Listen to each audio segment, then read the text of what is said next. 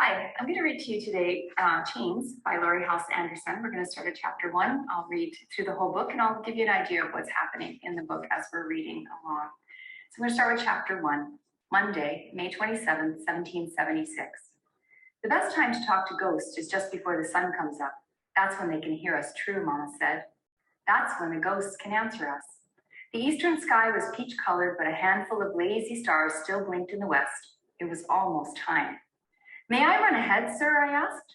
Pastor Weeks sat at the front of his squeaky wagon with old Ben next to him, the mule's reins loose in his hands, the pine coffin that held Miss Mary Finch, wearing her best dress, her hair washed clean and combed, bounced in the back when the wagon wheels hit the rut.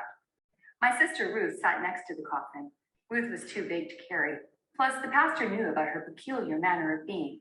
So it was a wagon for her and the road for me. Old Ben looked to the east and gave me a little nod. He knew a few things about ghosts, too. Pastor Weeks turned around to talk to Mr. Robert Finch, who rode his horse a few lengths behind the wagon.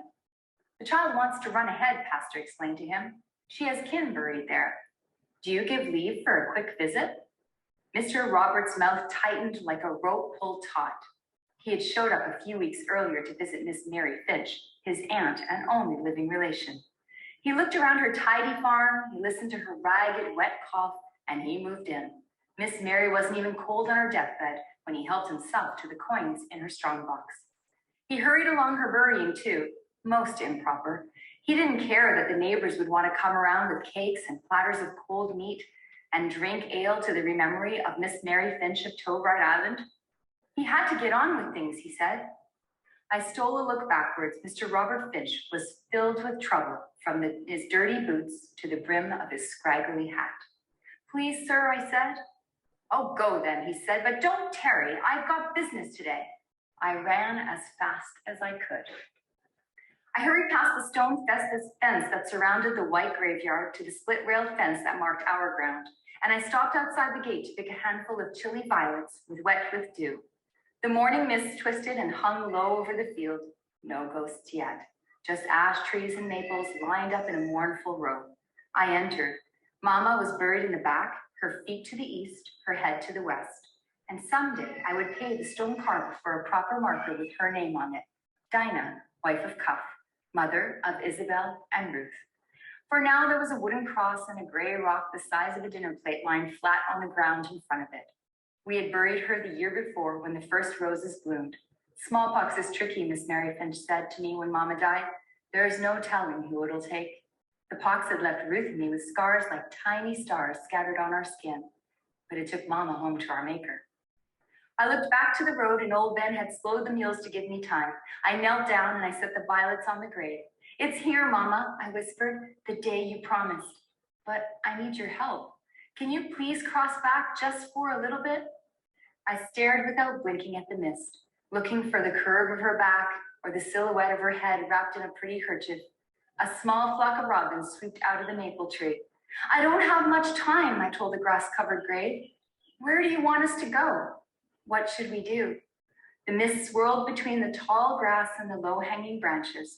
Two black butterflies danced through a cloud of bugs and disappeared. Chickadees and barn swallows called overhead. Whoa! Old Ben stopped the wagon next to the open hole near the iron fence, then climbed down and walked to where Nehemiah, the gravedigger, was waiting. The two men reached for the coffin. Please, Mama, I whispered urgently. I need your help. I squinted into the ash grove where the mist was heaviest. No ghosts, nothing. I'd been making like this for near a year, and no matter what I said or where the sun and the moon and the stars hung, Mama never answered. Maybe she was angry because I'd buried her wrong. I'd heard stories of old country burials with singers and dancers, but I wasn't sure what to do. So we just dug a hole and we said a passel of prayers. Maybe Mama's ghost was lost and wandering because I didn't send her home the right way. The men set Miss Mary's coffin on the ground, and Mr. Robert got off his horse and said something I couldn't hear. Ruth stayed in the wagon, her bare feet curled up under her skirt and her thumb in her mouth. I reached in the pocket under my apron and I took out the oatcake. It was in two pieces with honey smeared between them. The smell made my stomach rumble, but I didn't dare nibble. I picked up the flat rock in front of the cross and I set the offering into the hollow underneath it. Then I put the rock back and I sat still. My eyes closed tight to keep the tears inside my head where they belonged. I could smell the honey that dripped onto my hands and the damp ground under me and the salt of the ocean. I could hear cows mooing in a far pasture and bees buzzing in a nearby clover patch. If she could just say my name just once. Girl, Mr. Robert shouted. You there, girl. I sniffed, opened my eyes, and I wiped my face on my sleeve.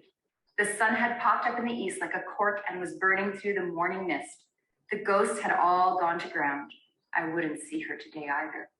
He grabbed my arm and he pulled me roughly to my feet. I told you to move, Mr. Roberts snarled at me.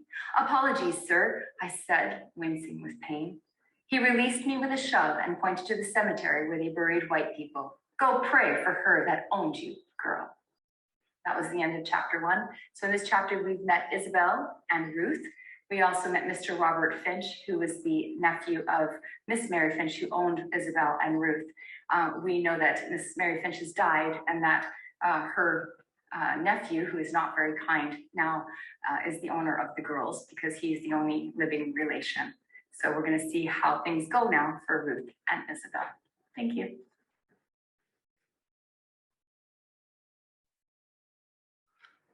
Hi, here's chapter 2 of Chains by Laurie Halse Anderson. Monday, May 27, 1776. Amen, we said together. Pastor Weeks closed his Bible when the funeral was over. Nehemiah drove his shovel into the mound of dirt and pitched some into the open grave. The earth rattled and bounced on the coffin lid. Old Ben put on his hat and walked towards the mule team. Mr. Robert reached for coins to pay the pastor. Ruth drew a line in the dust with her toe. My belly flipped with worry. I was breathing hard as if I'd run all the way from the village and back. This was the moment we'd been waiting for, the one that Mama had promised would come. It was up to me now to take care of things, to find a place for us. I had to be bold. I stood up proper the way I had been taught, chin up, eyes down, and took Ruth by the hand, and we walked over to the men. Pardon me, Pastor Weeks, sir, I said. May I ask you something? He set his hat on his head. Certainly, Isabel. I held Ruth's hand tighter. Where do you think we should go? Well, what do you mean, child? I know I'm going to find work, but I just can't figure out where to sleep, me and Ruth. I thought you may know of a place. Pastor Weeks frowned. I don't understand what you're saying, Isabel. You're to return with Mr. Robert here. You and your sister belong to him now. I spoke slowly, saying the words that I'd practiced in my head since Miss Mary Finch took her last breath, the words that would change everything. Ruth and me are free, Pastor. Miss Finch freed us in her will. Mama, too, if she had lived. It was done up all legal on paper with wax seals. Mr. Roberts snorted. That's enough out of you, girl. Time for us to be on the road to Newport. Was there a will? Pastor Weeks asked him. She didn't need one, Mr. Robert replied. I was Aunt Mary's only relative. I planted my feet firmly into the dirt and I fought to keep my voice polite and proper. I saw the will, sir, after the lawyer wrote it. Miss Mary had me read it out loud on account of her eyes being so bad. Slaves don't read, Mr. Roberts said. I should beat you for lying, girl. Pastor Weeks held up his hand. No, it's true. Your aunt had some odd notions. She taught the child herself. I disapproved, of course. Only leads to trouble. I spoke again. We're to be freed, sir. The lawyer, Mr. Cornell, he'll tell you. Ruth and me, we're going to get a place and work on our own. That's enough, Mr. Robert narrowed his eyes at me. But, Mr. Cornell, I started. Shut your mouth, he snapped. The pastor cleared his throat. Well, perhaps we could inquire. Where is this Mr. Cornell? Mr. Robert demanded. Newport? No, he left for Boston before the blockade, the pastor said, took his papers with him. Then the girl's lying. She knows the lawyer's absent and her cause cannot be proved. The sooner I'm rid of her, the better. It's the truth, I blurted out. Ruth looked up at me anxiously and gripped my hand a little tighter. I said silence, Mr. Robert yelled. Isabel, remember your place. Pastor Weeks fumbled with the latch on his Bible. You and your sister belong to Mr. Robert now, and he'll be a good master to you.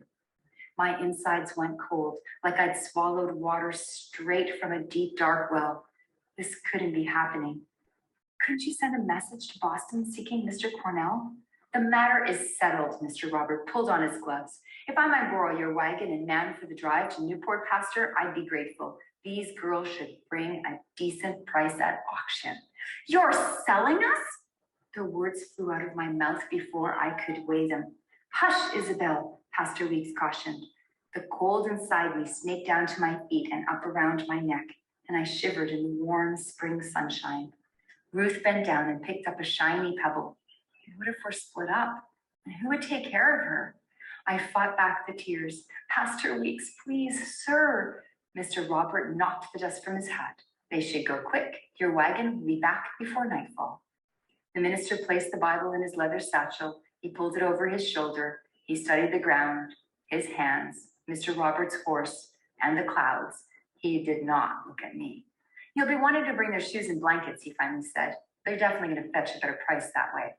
True enough. I'll have a word with Ben and explain matters. Pastor Weeks walked towards his own slave, keeping a hand on his satchel so it didn't bump against his side. My heart wanted to force my feet to run, but I couldn't feel them. I had froze solid sticking into the dirt. We were sold once before, back when Ruth was a tiny baby, not even baptized yet. They sold all of us from the plantation where old Mr. Malone ran up debts too high. And his bankers, they wanted their pound of flesh, our flesh. One by one, they dragged us forward, and a man shouted out prices at the crowd of likely buyers, and baby Ruth cried. And Mama, she shook like the last leaf on a tree. And Papa, he didn't want them to bust up our family like we were sheep or hogs. I am a man, he shouted, and he was Mama's husband and our father. And baby Ruth, she cried and cried. And I thought Mama would shatter like a bowl when it falls off the table. And Papa, he fought like a lion when they came for him, the strongest lion, roaring. It took 5 of them with hickory clubs, and then Mama fainted, and I caught baby Ruth just in time. And then there was lion's blood on the ground mixed with the dust like the very earth was bleeding. And we left there, we 3, in Miss Mary Finch's wagon, and everything in the whole world was frozen ice for near 2 years after that. And I opened my mouth to roar. Not a sound escaped. I couldn't even yell like a kitten. And that's the end of chapter 2. So we know that Isabel now has a fight on her hands. She really believed that she was going to be freed, that Miss Mary Finch had done this will and freed the girls. But we know now that Mr. Robert Finch has other plans for her, and that they're probably going to be sold at an auction. So we'll find out in chapter 3 what happens next. Hi, so today we're going to read chapter 3 from Chains by Laurie Halse Anderson. Monday, May 27, 1776. The snake took us to Miss Mary's house to collect our blankets and 2 small shoes, but nothing else. We couldn't take Mama's shells, nor baby Ruth's doll made of flannel bits and calico, nor the wooden bowl that Papa made for me. Nothing belonged to us. As I folded the blankets, Mr. Robert went out to the privy. There was no point in grabbing Ruth and running. He had a horse and a gun, and we were known to all. I looked around our small room, searching for a tiny piece of home I could hide in my pocket. What to take? Seeds. On the hearth stood the jar of flower seeds that Mama had collected, seeds she never had a chance to put into the ground. I didn't know what they'd grow into. I didn't know if they'd grow at all, but it was a fanciful notion. I uncorked the jar, snatched a handful, and buried it deep in my pocket, just as the privy door creaked open. As the wagon drove away, Ruth turned to see the little house disappear. I pulled her onto my lap and I stared straight ahead, afraid that if I looked back, I might break. By midday, we were in Newport, following Mr. Robert up the steps of Sullivan's Tavern. I had never been inside a tavern before. It was a large room, twice as big as Miss Mary's house, with 2 wide fireplaces, one on each of the far walls.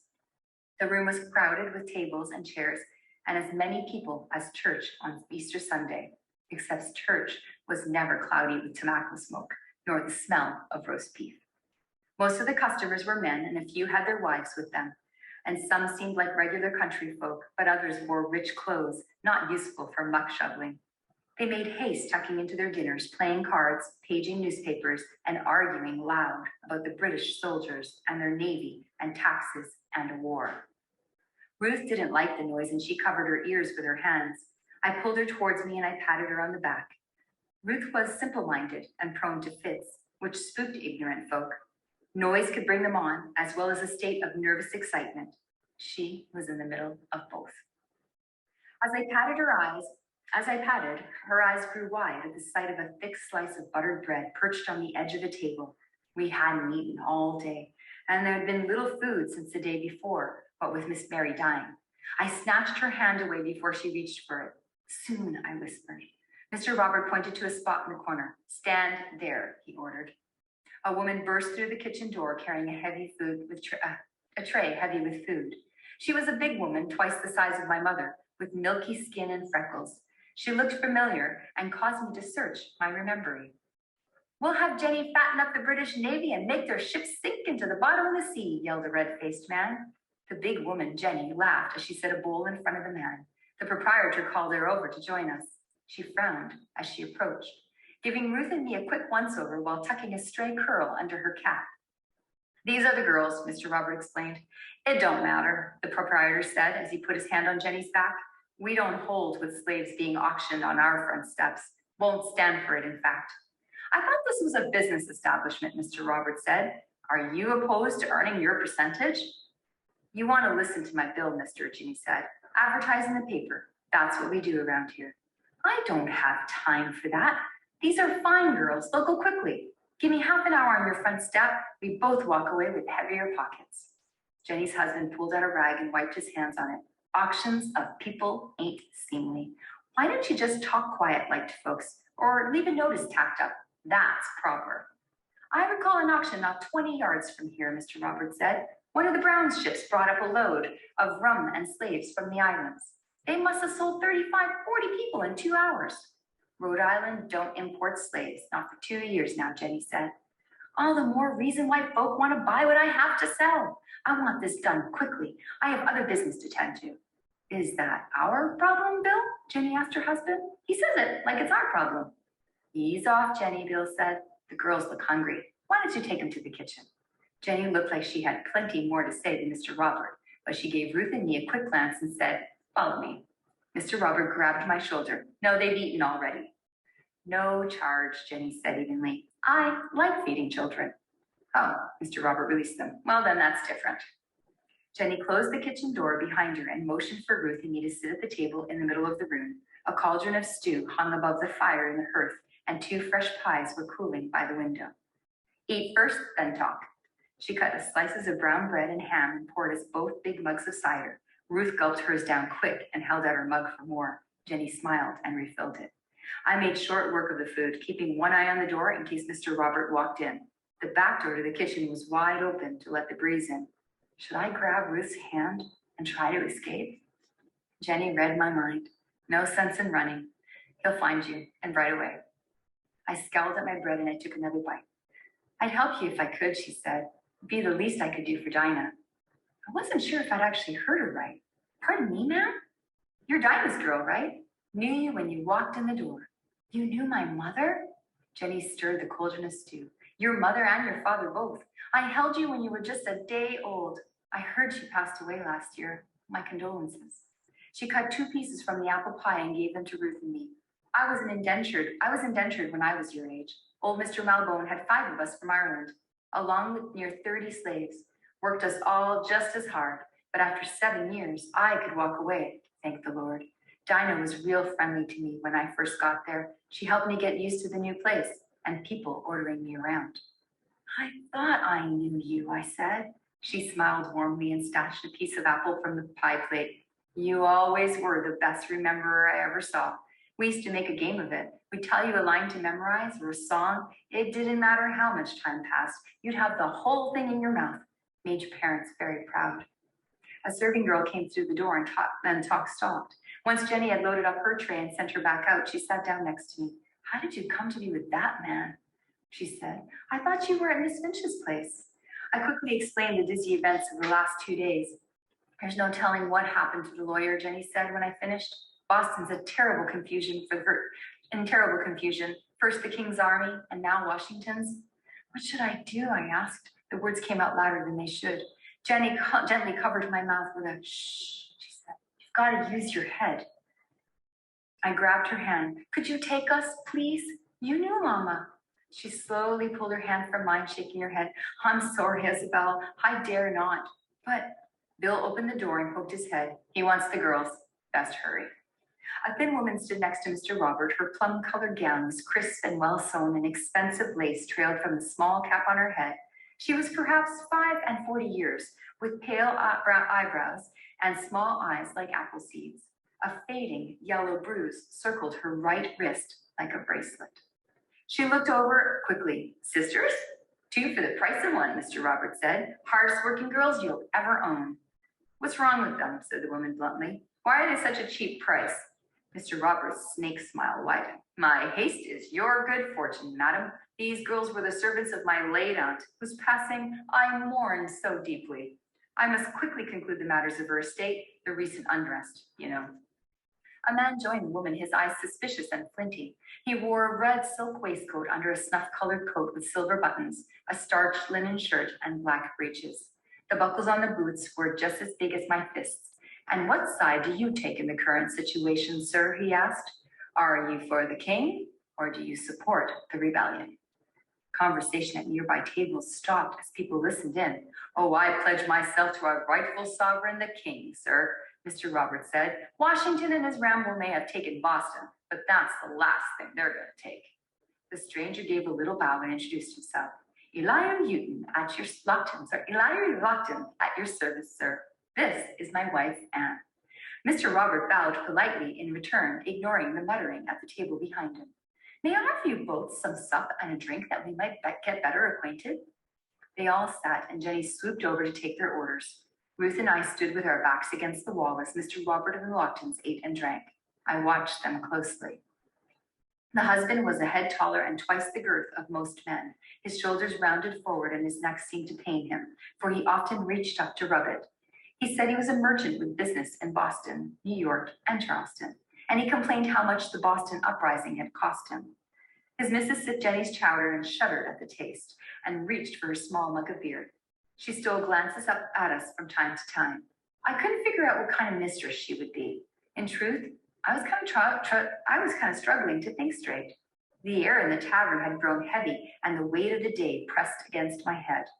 When the men took out their pipes and lit their tobacco, Ruth sneezed, and the company all turned and considered us. Well then, Lockton said, pushing back from his chair to give his belly some room. The wife is looking for a serving wench. Mrs. Lockton crooked a finger at us. Come here, girls. I took Ruth by the hand and stepped her within reach.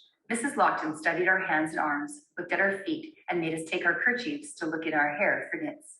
Can you cook? She finally asked me. Not much, ma'am, I admitted. Just as well, she said. I don't need another cook. What do you do?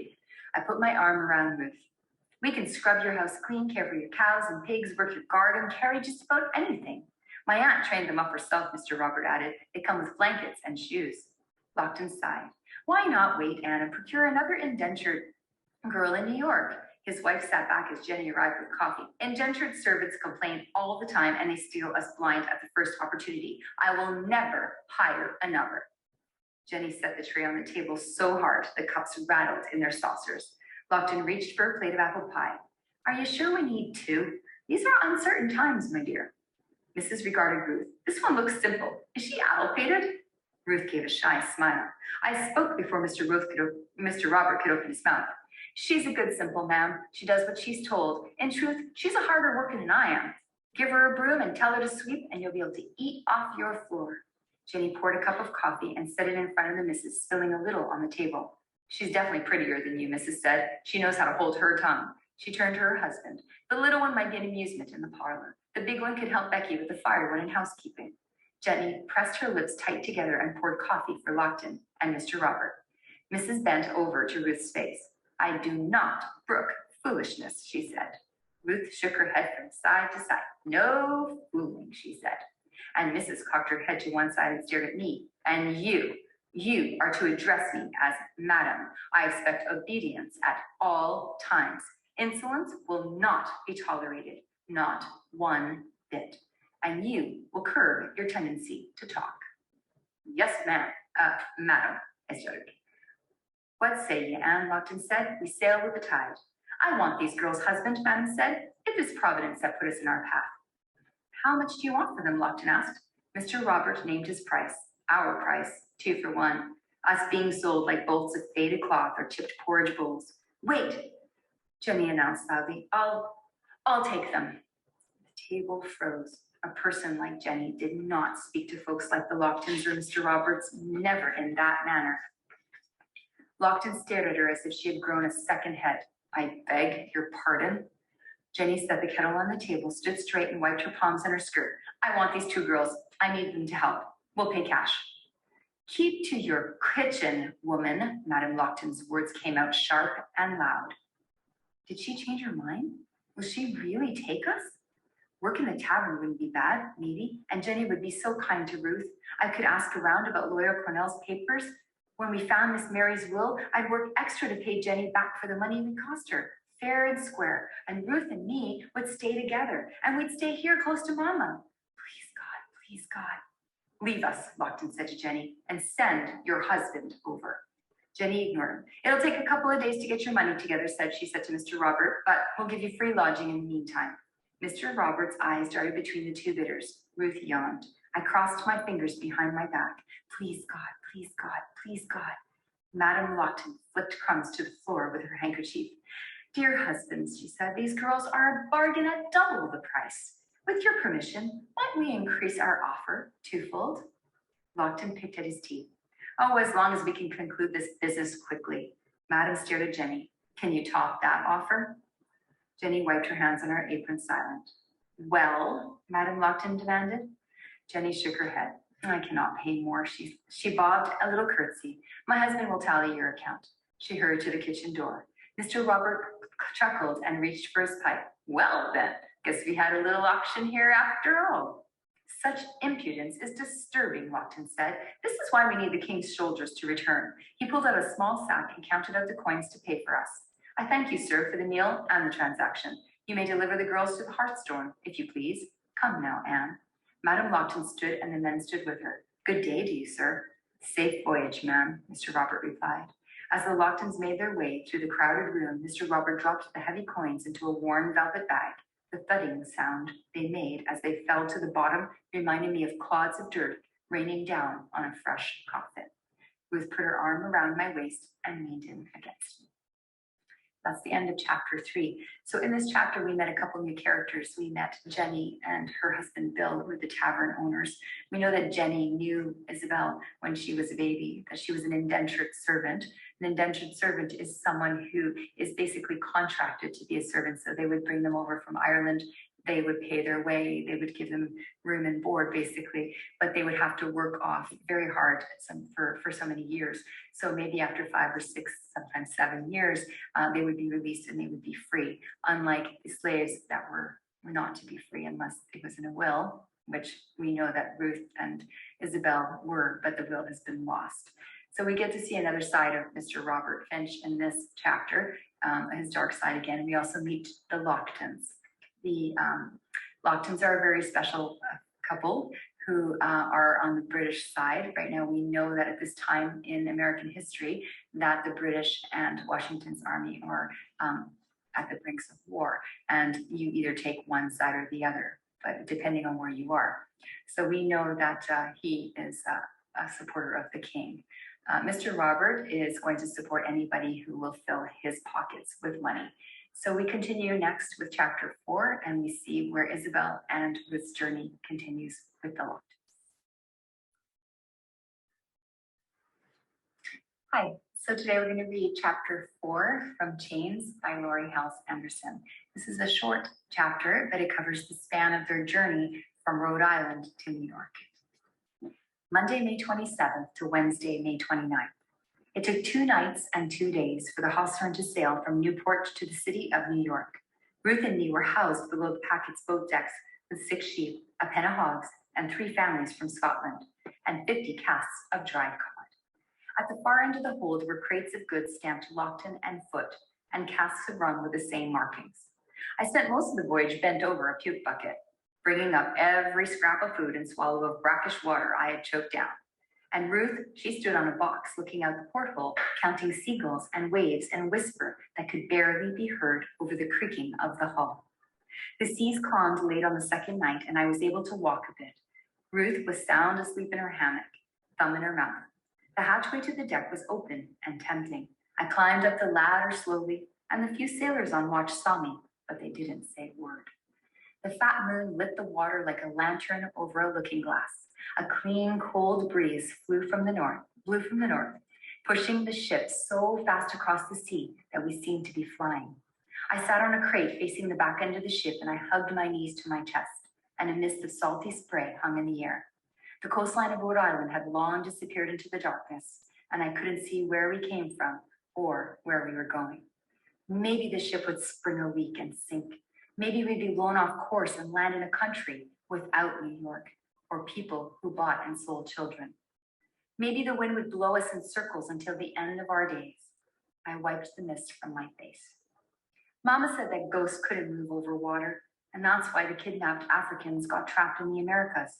And when Papa was stolen from Guinea, he said his ancestors howled and raged and sent thunderstorms to turn the ship back around, but it was too late.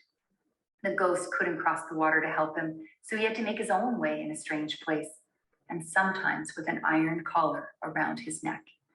All of Mama's people had been stolen too, and taken to Jamaica, where she was born. And then she got sold to Rhode Island, and the ghosts of her parents couldn't follow and protect her neither. And they kept moving us over the water, stealing us away from our ghosts and our ancestors, who cried salty rivers into the sand. And that's where Mama was right now, wailing at the water's edge, while her girls were pulled out of sight under white sails that cracked in the wind.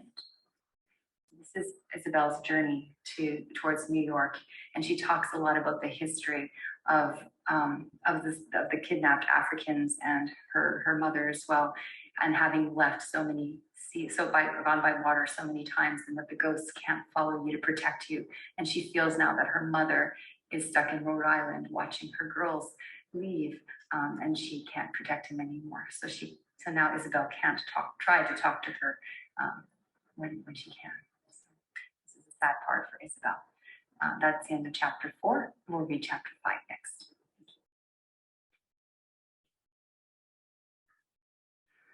So, chapter 5, From Chains by Laurie Halse Anderson. Wednesday, May 29, 1776. The Hartshorn docked in New York the next morning, just after a sailor brought down some old biscuits for breakfast. I picked out the worms and tossed them through the porthole and gave the biscuits to Ruth. Madame Lockton's voice rose above the shouting sailors. "Bring those girls to me," she said. A fellow missing most of his teeth stuck his head down the hatchway and waved us over to the ladder. We climbed up, shading our eyes against the bright light of the day. Men of all types and colors swarmed the deck, carrying casks and chests down the gangplank, scurrying up the rigging to tend to the sails, unloading gear, loading gear, and making me feel very small and in the way.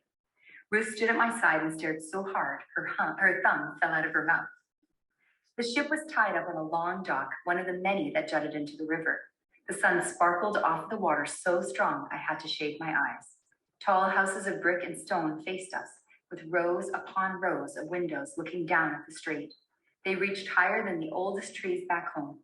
There were smaller buildings too, all crowded shoulder to shoulder, with no room for a feather to pass betwixt them.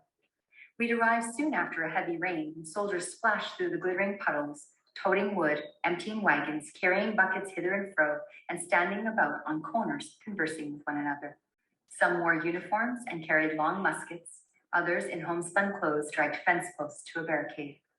There were ordinary people too, maids with baskets over their arms, moving into and out of shops, cartmen pushing their barrows over the cobblestone, calling out to each other and yelling at the dogs in their way.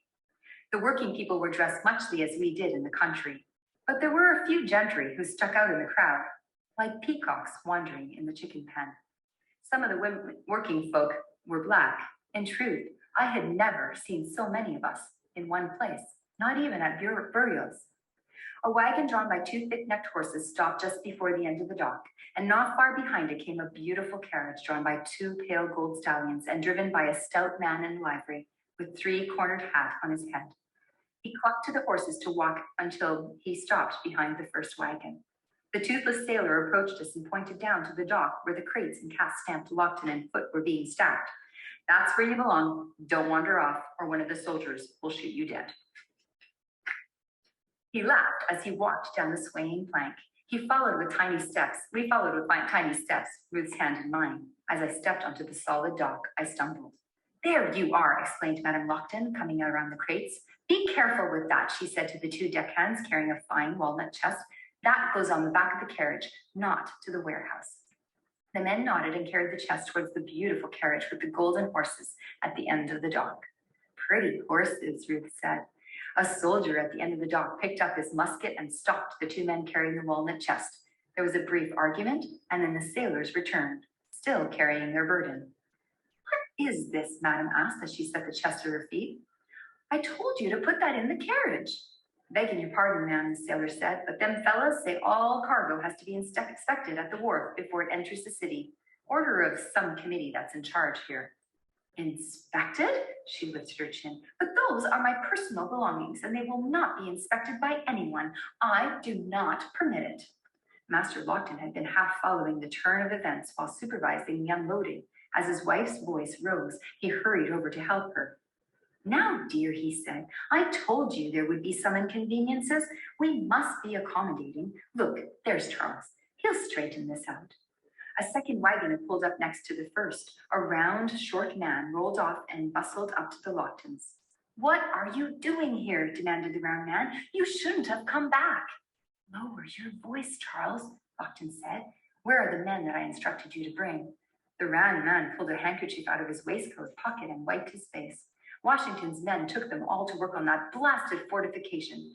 "Oh, double blast, look there. Here comes Bellingham." An official-looking man in a somber black coat had stepped out of the building across the street and was striding towards our little group, walking stick in hand. He was followed by a thin fellow carrying a book near as big as Ruth. Behind him walked a slave boy about my height, whose arms were weighted down with a wooden contraption and a small case with a rope handle. The boy wore a floppy red hat, his shirt sleeves rolled up to the elbow, the blue breeches of a sailor, and a pair of dusty boots. "Bellingham is eager to arrest you," Charles quietly told Master Lockton. "I told you it was unsafe. You should have waited." And Lockton fixed his eyes intently on his wife. "Do not fail me." She gave a little nod. "You have a plan?" Charles said. "Everything is in order," Lockton said. "Elihu Lockton," Bellingham called, waving his walking stick. "Come join us, friend." 3 more soldiers appeared, all lined up a few paces behind him. "Smile, everyone," Lockton commanded through clenched teeth. "Pretend to be happy, rebels." The Locktons and Charles walked to the land end of the dock. Ruth and he followed a few steps behind, little mice trailing behind dogs that were fixing to fight. The boy in the red hat set down the case and fiddled with the strange wooden thing.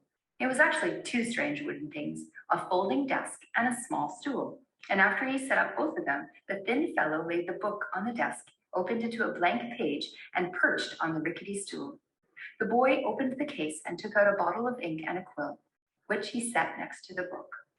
He closed and latched the case, then stepped back and put his hand behind his back, eyes ahead like he was a soldier too. "Good day, Charles." Bellingham inclined his head towards Madam. "Mrs. Lockton." Ruth raised her hand to wave to the man, but I grabbed it and held it down. "Mr. Bellingham," Madam replied. "How fares your good wife?" "Oh, happy that summer's nearly here. You know how she hates the cold." "Please tell Lorna that I shall call on her as soon as we are settled," said Madame. "Very good," Bellingham said. "We thought you were in London, Elihu." "London? Never," exclaimed Lockton. "England only offers us taxes, stamps, and bloodshed." "How odd. Word from Boston is that you still lick the king's boots." Madame drew in her breath sharply, but said nothing. "Why do you insult me?" Lockton replied. "We are at war, sir," Bellingham said in a voice that all could hear. Several of the dock workers put down their burdens and stood up straight. Insults are the least of my concern. I'm more worried about the British invasion. Lockton shrugged. Hey, I'm a merchant with cargo to sell. Search my crates if you like. You can search the entire trip. You can search the entire ship. You won't find the British fleet in there. I promise you. Those yellow-bellied cowards have already sailed for Canada.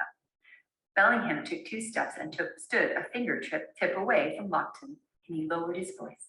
I don't have time for your games. The Committee of Safety suspects you, a Tory, in cahoots with Governor Tyrant. You've come home to fight us who strive for freedom and liberty. All work on the ship stopped. The air had suddenly grown warm. I glanced sideways, and the soldiers guarding the crates had picked up their guns. The clerk at the desk was the only one who seemed unrattled. He opened the ink bottle, dipped his pen, and scratched something across a blank page. I caught the boy behind the clerk, sparing a quick look at Ruth and me. His eyes were dark gray, the color of the sea during a storm. Freedom and liberty has many meanings, Lockton finally said. Am I free to return to my home? Shall I be at liberty from the improper meddling of your committee? Bellingham held his position a moment longer, and he took a long step back. Search the cargo, he commanded the soldiers, who laid down their weapons and picked up crowbars. Very well, Lockton said. Am I under arrest? Not until I find something, said Bellingham. Then I'm leaving. My wife is exhausted and she needs me to accompany her home. Charles will stay and supervise. The round man sputtered twice but didn't say a word. Enjoy your homecoming, Bellingham said. It may be short. The soldiers had started to go through the crates and call out the contents, the clerk writing down the details in the big book. Lockton motioned with his elbow again. Come, dear, he said firmly. But Madam refused to move. We cannot leave my chest. Now, wife, he said, it will be sent along. It travels with me, she said crisply. Mr. Bellingham. Bellingham bent over the clerk's inventory book, looked up. Ma'am, does your battle for liberty entitle you to search through the private linens of ladies? The doc fell silent again. You know, it was one thing for a gentleman to threaten another with arrest, but the topic of ladies' linen was very delicate. Bellingham cleared his throat and stood up straight. Well, the rules? Do I gather, sir, from your hesitation that you are unsure of the etiquette involved? Perhaps you lack the proper authority. She carefully set herself on the walnut chest in question. Oh, no, Anne, please, Lockton said. Do not do this, my dear. Madam completely ignored him. I demand that Mr. Bellingham write to his Congress in Philadelphia, and if they give him permission for some common soldier to rifle through my personal goods, then I will surrender. But until that letter arrives, I shan't move. I will guard my dignity day and night. Charles shifted nervously from foot to foot. Lockton pinched the space where his nose met his forehead. The soldiers studied the tips of their boots. Bellingham muttered something impolite, and the boy standing behind the clerk fought very hard not to smile. My own lips twitched. A woman defending her underclothes from a battalion of soldiers? Well, that was quite comical. I didn't dare laugh, of course. But Ruth did. She giggled. A sound like a small silver bell, a bell tolling disaster. Madame Lockton flew off the chest and pointed her fingers at us. Which one of you made that noise? Her face flushed with rage, her eyes darting back and forth between us. I did, ma'am. I quickly lied. The smile on Ruth's face faded as she figured that something bad was unfolding. Crack! Lightning struck from a blue sky. Madame slapped my face so hard it near threw me to the ground. The sound echoed off the stone-faced buildings. Ruth grabbed at my skirts and helped me stand straight. She was confused, but she kept her mouth closed. Thank heavens. My cheek burned, but I fought back the hot tears and tried to swallow the lump in my throat. No one had ever slapped my face like that. Not once in my whole life. Better me than Ruth. Better me than Ruth. Madame sat on the wooden chest and looked calmly at her husband as if nothing had happened. The soldiers all went about their business, one of them whistling. The other person who looked my way was the boy with the red hat. He kept his features froze in a mask, but he swallowed hard. Lockton shrugged. You see, Bellingham, I don't have time for your war. I have enough battles in my own household. Bellingham sighed and waved at the soldiers closest to where Madame was. You there, carry the lady's belongings to her carriage. He did not mention me. I had already been forgotten, dismissed, though the outline of her palm and fingers still burned on my skin, and for an instant I saw myself pushing her off the deck into the water below, but I blinked twice and the vision vanished. I took Ruth by the hand. Madam rose gracefully. "Oh, thank you, Mr. Bellingham." Laughton offered his arm to his wife again, and this time she took it. Bellingham lifted his hat as they passed. Ruth and me trailed close behind. As we approached the carriage, the driver jumped down and opened the door. Laughton helped his wife as she stepped up and settled on the padded seat. "Well done, my dear," he said. "Well done, indeed." Madam blushed. "Oh, 'twas all your doing." She smoothed her skirts. "Put the little girl up with the driver." "What about the older one?" She leaned forward to stare at me, standing just behind the master. "I'll send that one to fetch us some clean water. I doubt Becky will have had word of our arrival yet." Laughton looked puzzled. "How is she going to know where to find the pump? Or how to get home, for that matter?" "Oh, Charles will find someone to assist her." "I'll take her, sir." Laughton turned around, and the boy had removed his red hat and bowed politely. "I'm Curzon, sir, Mr. Bellingham's boy. My master needs me to fetch new quills up in Vanderwater Street. I could show your girl the way." The driver and the soldier had finished strapping the walnut chest to the back of the carriage. The driver spoke gently to Ruth and took her by the hand to meet the horses. She giggled and went eagerly. Laughton studied the boy and looked over at Bellingham, who was inspecting one of the open crates with a nervous Charles by his side. "Excellent idea," said Madam. "You know where our house is?" Laughton asked Curzon. "One of the proudest in our city, sir," the boy answered as he put his hat back on his head. With him standing this close, I could see the gold ring in his right ear, like a pirate's, and a long, thin scar that ran along the left side of his chin. "South side of Wall Street, just past Smith."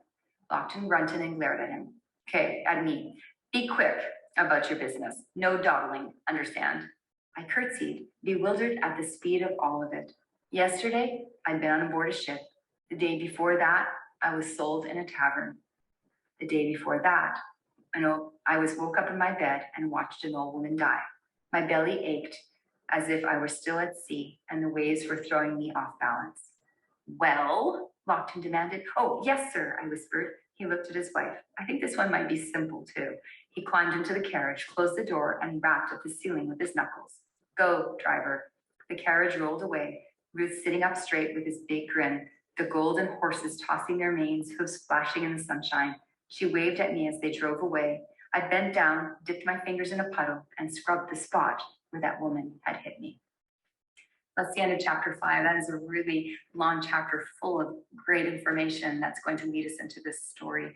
So we know that they've now landed in New York. And when Isabel gets off the ship, she's describing the scenes that she sees, all the buildings, all the people. There's so much action and there's so many people around. And if you remember, she came from Rhode Island. She lived on a farm, cows, pastures, not very many people. So this is all very overwhelming and new to her.